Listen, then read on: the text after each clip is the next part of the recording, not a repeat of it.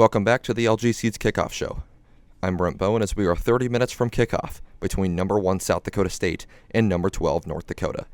Just like the Jacks, LG Seeds is focused on success. Turn your focus into success at lgseeds.com. Today's quarterback comparison is presented by FMC Ag Solutions, advancing chemistry to advance agriculture at ag.fmc.com. Today's quarterbacks are Mark Gronowski of South Dakota State and Tommy Schuster of North Dakota. Gronowski's last game against Drake, he completed 18 of 25 passes for 226 yards, 5 touchdowns, and 1 interception. It was his first interception since last year's regular season finale versus Illinois State. Gronowski added 19 yards rushing and a touchdown. The Naperville, Illinois product has rushed for a touchdown in every game since November 5th, 2022 at Northern Iowa. Gronowski is 25-1 when he started and finished a game against an FCS opponent. His one loss? North Dakota. The Fighting Hawks have played the Jacks tough since UND joined the Missouri Valley, and they'll look to continue that here today. The quarterback today for North Dakota is Tommy Schuster. The 6', 195-pound senior out of Macomb, Michigan, is making his 4th start against the Jackrabbits, and he's compiled a 1-2 record in the first 3 meetings. Last season against SDSU, Schuster completed 27 of 39 passes for 291 yards, a touchdown, and 2 interceptions. He also added 21 rushing yards and a rushing TD. On the season, Schuster has thrown for 663 yards, 5 touchdowns to no interceptions, and has added 2 rushing touchdowns. The UND offense got out to a quick start, leading 21-7 at the Alara Center last October, but a Tommy Schuster pick 6 would turn the game upside down. Schuster will look to avoid those mistakes here today. That's today's quarterback comparison. As the LG Seeds Kickoff Show continues, you'll hear head coach Jimmy Rogers' thoughts before today's conference opener against UND. This is Jackrabbit football from Learfield. Brent Bowen here with the head coach of South Dakota State Soccer, Brock Thompson. Brock, your team is headed into the NCAA tournament by being Summit League champions for the second time in 3 years. How does it feel?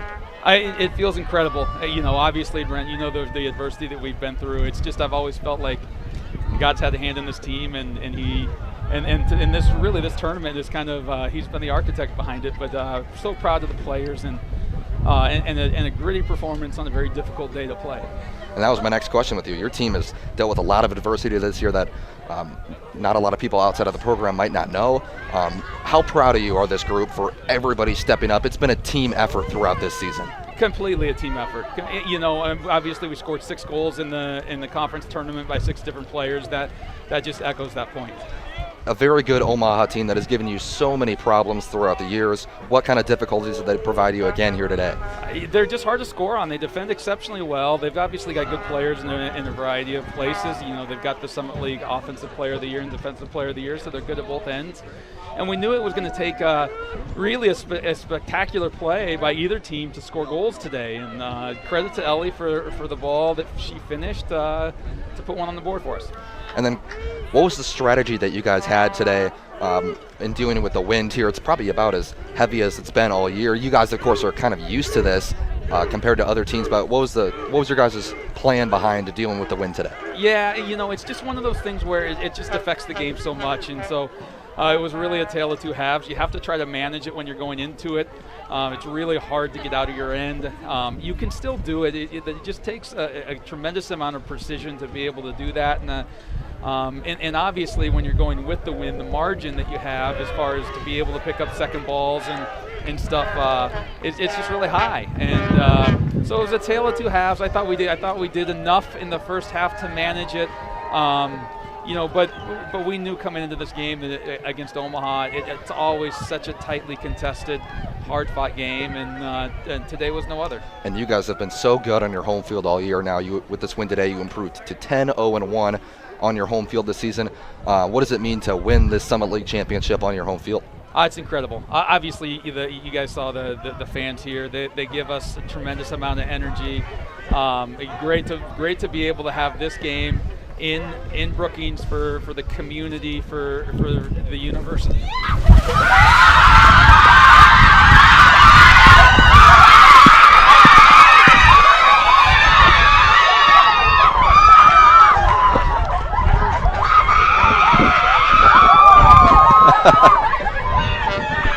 How'd that feel, Brock?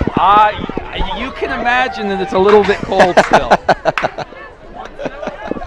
But I'd like to, I'm going to watch the tape to figure out who set me up for that and saved your headset but didn't save me.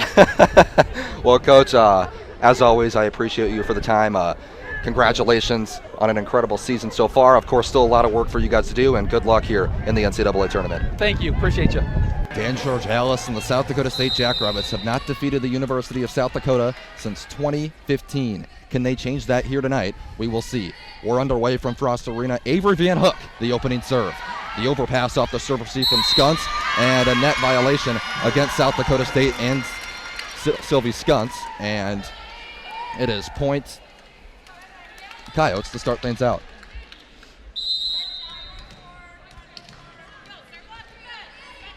Van Hook, the freshman setter out of Marion, Iowa, in the Cedar Rapids area. Van Hook's left-handed serve is received by Richardson. Now Van Hook will set middle. There's Madison Harms. We'll say her name a lot here tonight. She gets on the board with the first kill. Harms, the senior out of Sergeant Bluff, Iowa, the team leader in blocks and kills, one of the best that gets in the Summit League at that position. Yeah, last time these two teams saw each other, Harms had a standout night. She had 16 kills, 8 blocks, and hit .379. So she's got that hitting percentage up there. She's second in the league in hitting percentage too. So we'll definitely be seeing a lot from her. Kylan Seelock, who is USD's top outside, goes long there on the swing, and South Dakota State is on the board. 3 out of the last 4 meetings between these two teams have gone 5 sets. We expect another close match here tonight.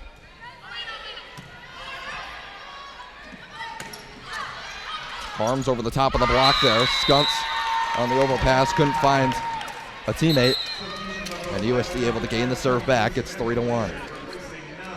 The Coyotes come into today a 17-9 overall record, 11-4 in the conference, and this team just keeps finding ways to win games in November. Even when the Coyotes have not won the regular season, they've been able to just find a way to win the Summit League tournament. They've won the last 3 conference tournaments. Then egged them over. Diving dig by Van Hook. The tip from Amanda Lotion is short, and it's point South Dakota State. But USD, despite losing 2 of the best players to ever play at the University of South Dakota, Elizabeth Junkie, Lolo Weideman, they're right back in position for a regular season crown, but it'll take a win here tonight as Katie Van Egdom serves long. That is her 38th service error of the season. And the libero for South Dakota, Cameron Ferris, takes the service line. Ferris, a sophomore out of Lansing, Kansas, just north of Kansas City. Skunts the receive, now Skunts the swing, and Skunts is on the board. A powerful swing from the freshman outside. Skunts had also had a really, really good match the last time these two teams played. She had 26 kills, 11 digs, 3 blocks, and ace. She hit .286. I'm hoping to see that again from her tonight for sure. Those 26 kills for Skunts, a career high. And now Jocelyn Richardson will take the service line for SDSU, who is wearing the libero uniform tonight, in place of Stella Winterfeld, who is not playing tonight due to a concussion. So libero, and then Richardson, though, a good start to this one. As that was off the arms of a Coyote there. It's an ace for Richardson, her second of the season. Jocelyn Richardson, 8 digs at USD in the earlier meeting. Of course, the cousin to Jackrabbit outside Sydney Shetton, who's been forced into a middle role this year. As Samantha Laird, the freshman outside for USD, swings one into the net, and South Dakota State has their first lead of the evening. Jocelyn also started her career here as a Jackrabbit with an injury. It's nice to see her out there and finally get that libero jersey on. Yeah, Richardson didn't see action this year until conference play due to an injury. As the Coyotes able to tie the game back up, that's Bryn Palman. The first pitch to Osmondson is over for a strike. Osmondson yesterday had a pair of doubles, which put her alone in South Dakota State history with doubles hit. Now with 45 career doubles for the senior out of Sioux Falls. And the 0-1 rather to Osmondson is inside. UND in the field will line up like this. Izzy Hazlitt in left, then Hannah Thompson in center, followed by Peters in right. The infield is Hotfoff at third, Jotun at short, At second base, Angie Dumlau, and then at first, Caitlin Neumeier. Cassie Castaneda behind the plate. The same exact defensive alignment for UND as we saw in both games of the doubleheader yesterday. The only movement for all the games has been at pitcher. 1-2 misses away. It was Jackie Albrecht who started game 1 of the doubleheader yesterday. Michaela Carr got the start in game 2. Now it'll be Lesotho here in game 3. Albrecht and Carr each pitched heck of a ball games. Good pitch from Lesotho, but a better take by Osmondson to work the count full. Carr was able to hold the Jackrabbits scoreless through 6 innings, but heroics from Maddie Conkle lifted the Jackrabbits on top. So 3-2's fouled up and out of play by Emma Osmondson. Osmondson a pair of doubles yesterday, 1 in each game. 2 of the 4 Jackrabbit extra base hits, the doubleheader. Another payoff pitch, lined in the outer left field. And that's going to be over the head of Haslet in left field. Coming around third is Turecki. Here's the relay from UND. It is not in time. Turecki scores standing up. And just like that, the Jackrabbits take the game's first lead.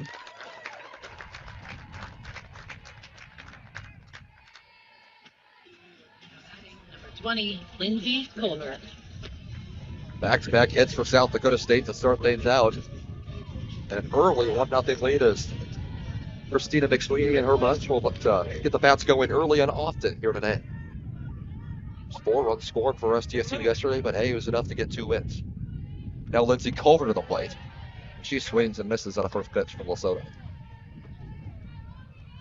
Culver looking to get into the hit column here in this series. Went 0 for 5 in the doubleheader yesterday. Was able to work a walk though.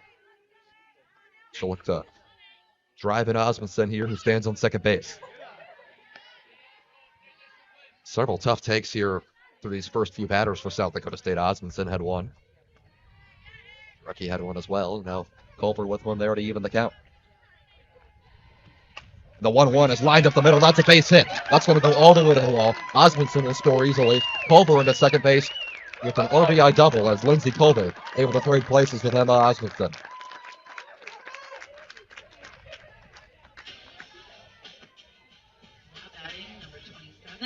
Goslin Rio. Jackrabbits getting to Lesotho here early. Already a pair of runs. And another runner in scoring position, so the Jacks may be hungry for more here.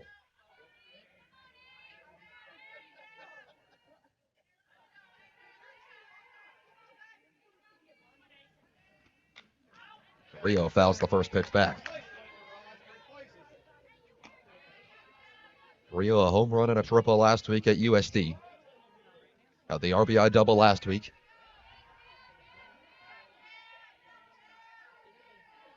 We'll look to drive in another runner here as the Jackrabbits have started the bottom of the first inning here with 3 consecutive hits.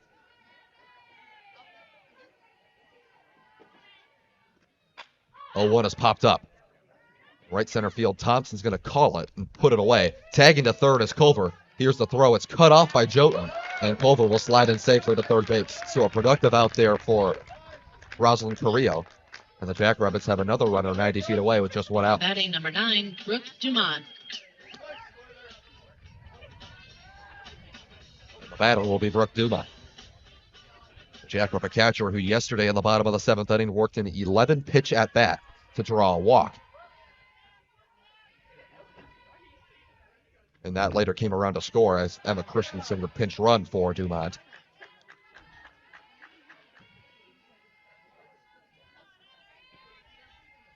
South Dakota State looking to add on to an early 2-0 lead here. They've been able to jump on the Fighting Hawks sophomore pitcher Lesotho. The 1-0 is grounded towards short. Culver doesn't go. Jotun throws the first. Now she does. Neumeier short of the plate. Not in time. Culver slides in safely. So going to be an RBI for Dumont. On the ground out to Jotun. The Jackrabbits a 3 spot here in the first inning.